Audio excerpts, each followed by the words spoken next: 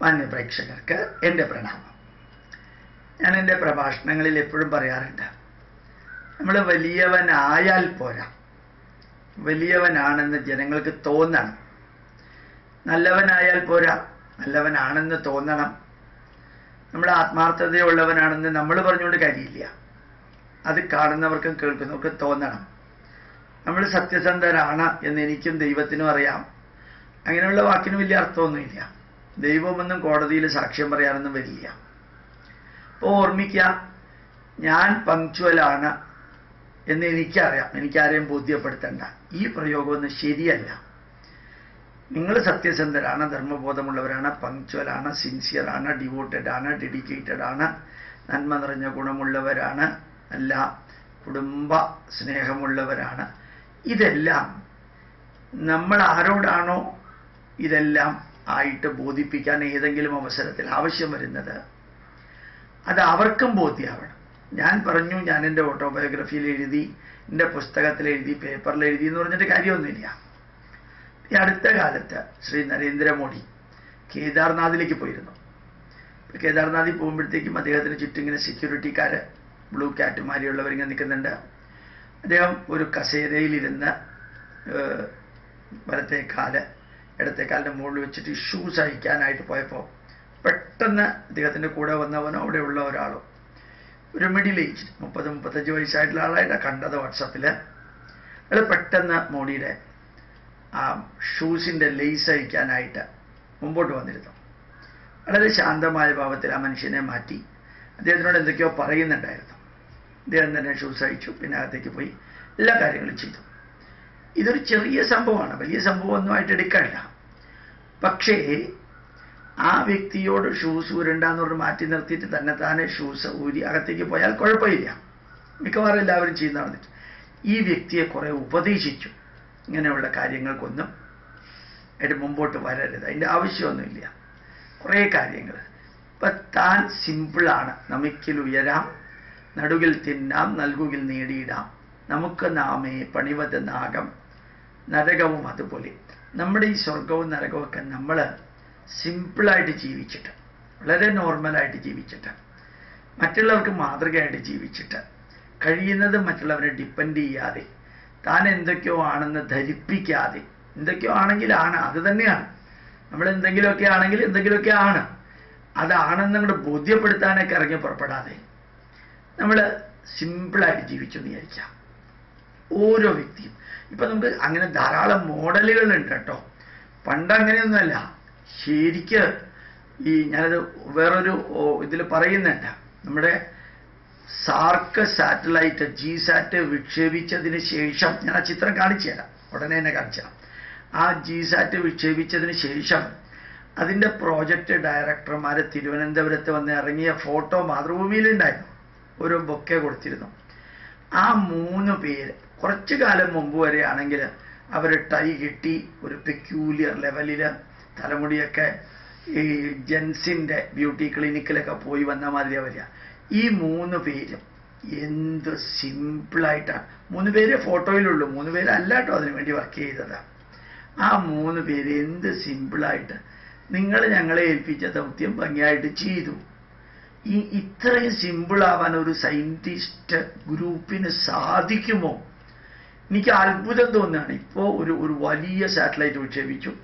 ഇനി ജൂൺ 6-ാം തീയതി വേറെ അതിനേക്കാൾ ഗംഭീരമായിട്ട് ക്രയോജനിക് എഞ്ചിൻ തന്നെ ഡെവലപ്പ് ചെയ്ത് വിക്ഷേപിക്കാൻ പോകണം. ഇതൊക്കെ ചെയ്യുന്ന വ്യക്തികളുടെ മുഖഭാവം നോക്കുക, സയൻറ്റിസ്റ്റുമാരുടെ മുഖഭാവം എന്ത് സിമ്പിളാ. അവർ ലോകത്തെ വെല്ലുവിളിക്കുന്ന വിധത്തിൽ 104 സാറ്റലൈറ്റ് ഒരുമിച്ച് വിട്ടു. അതിൽ 87 അമേരിക്കക്കാരുടെയാണ്. എന്നിട്ട് അവരുടെ മുഖഭാവം നോക്കാം. ഇങ്ങനെ ധാരാളം പേരുണ്ട്. ഞാൻ വളരെ കുറച്ച് പേരേ ഉള്ളൂ എന്ന് പറയില്ല. എനിക്ക് പണ്ട് അങ്ങനെ ആയിരുന്നു. ഇപ്പോൾ പലപ്പോഴും ഈ മന്ത്രിമാർക്കാണ് ഈ ധാർഷ്ട്യവും അവരെന്തൊക്കെയോ ആണെന്ന് പറഞ്ഞ്, ശരിക്കും പറഞ്ഞാൽ എന്നാ തീരുകയെന്ന് പോലും അറിയാത്ത രീതിയിൽ ഒരു പ്രത്യേക ഷോ കാണിച്ചുകൊണ്ട് IASകാരെ വികൃതമായിട്ടുള്ള ഭാഷകളിൽ പറഞ്ഞുകൊണ്ട്, എന്തൊക്കെയാ ചില മന്ത്രിമാരുടെ ഭാഷകൾ. എന്തായാലും ജന്മനാലുള്ളത് ജാത്യാലുള്ളത് തൂത്താ പോവില്ല. അതുകൊണ്ട് അങ്ങനെയുള്ളൊരു സ്വഭാവമാണ്. മറിച്ച് നോക്കാം. തിരിച്ച് ഞാൻ വിളിച്ചു തരാം. ആ നരേന്ദ്രമോദി ഇന്ത്യൻ പ്രധാനമന്ത്രി അവിടെ ചെന്നപ്പോഴത്തേക്കും മറ്റെല്ലാവരെയും പോലെ തന്നെത്താനെ നടന്നു, തന്നെത്താനെ ചെരുപ്പൂരി, തന്നെത്താനെ ചെരുപ്പിട്ടു, തന്നെത്താൻ അതിലാരോ ഒരാളൊന്ന് മസ്ക് അടിക്കാനോ ബട്ടറിങ്ങിനോ അല്ല ചെരുപ്പൂരാനോ വേണ്ടി വന്നപ്പോൾ എൻ്റെ ഒന്നും ആവശ്യമില്ല, അതൊക്കെ അവരവർ ചെയ്യേണ്ടതാണ് എന്ന രീതിയിലാണ്. സെക്യൂരിറ്റിക്കാരുണ്ട്, ബ്ലാക്ക് ഹാറ്റ് ഉണ്ട്, അതൊക്കെ ഉണ്ട്, അതിനൊന്നും ഞാൻ എതിര് പറയണില്ല, അതൊക്കെ ഉണ്ട്. പക്ഷേ ആ ചങ്കൂറ്റത്തോടു കൂടിയ തൻ്റെ സിൻസിയറിറ്റിയും ഡിവോഷനും ആഴ്ചയിൽ 7 ദിവസം ഓഫീസിൽ പോകലും 18 മണിക്കൂർ വർക്ക് ചെയ്യലും രാവിലെ 4 മണിക്ക് എഴുന്നേൽക്കലും ഈ ആവശ്യമില്ലാത്തതിന് ഒരു വരി പോലും പറയാതിരിക്കുക, അത്യാവശ്യമാണെങ്കിൽ അതിൻ്റെ കാര്യങ്ങൾ മാത്രം പറയുക, ബാക്കിയുള്ളത് പറയേണ്ടവരെ പറയാൻ ഏൽപ്പിക്കുക. ഇത്രയും ഡിവോട്ടഡ് ആയിട്ട് വളരെ ഒരു ആങ്കർ ചെയ്യുന്ന ഒരു സ്ത്രീ ഏതോ ഒരു ചാനൽ NDTV-യിലാണെന്ന് തോന്നുന്നു, അവർ പറയുകയുണ്ടായി, മോദിയോടും മോദിയുടെ രീതിയോടും BJP-യോടും എത്ര ദേഷ്യമുണ്ടെങ്കിലും ശരി, ഇത്രയും കാലമായിട്ട് 2.5 വർഷമായിട്ട് ഒരു ദിവസം പോലും ലീവ് എടുക്കാത്ത ഒരു മനുഷ്യനെ ഭാരതം കാണുന്നത് ആദ്യമായിട്ടാണ്. സത്യം പറയാൻ മുമ്പോട്ട് വരുമ്പോൾ അവർ പറയുന്ന ചില വരികൾ നമ്മൾ മറ്റുള്ളവരിൽ കാണാനോ കേൾക്കാനോ ഉണ്ടെന്ന് പ്രതീക്ഷിക്കാനോ ഒരിക്കലും പറ്റാത്ത രീതിയിലുള്ള ഡിവോഷനും ഡെഡിക്കേഷനും സിൻസിയറിറ്റിയാണ്. ഇതാണ് മറ്റുള്ളവർക്ക് മാതൃകയാവേണ്ടത്, ഇതാണ് മറ്റുള്ളവർക്ക് മാതൃകയാവേണ്ടത്. ഇത് മാതൃകയായിട്ട് നമ്മൾ പറഞ്ഞു കൊടുക്കുകയാണെങ്കിൽ, ഇന്നത്തെ കാലത്ത് ഒരു പ്രഭാഷണത്തിൽ ഞാൻ പറയണ്ടായി, നമ്മുടെ മുമ്പിൽ ഒരു മാതൃകയായിട്ട് ഉണ്ടായിരുന്ന ഡോക്ടർ APJ അബ്ദുൽ കലാമാണ്. ഇപ്പം അങ്ങനെയില്ല.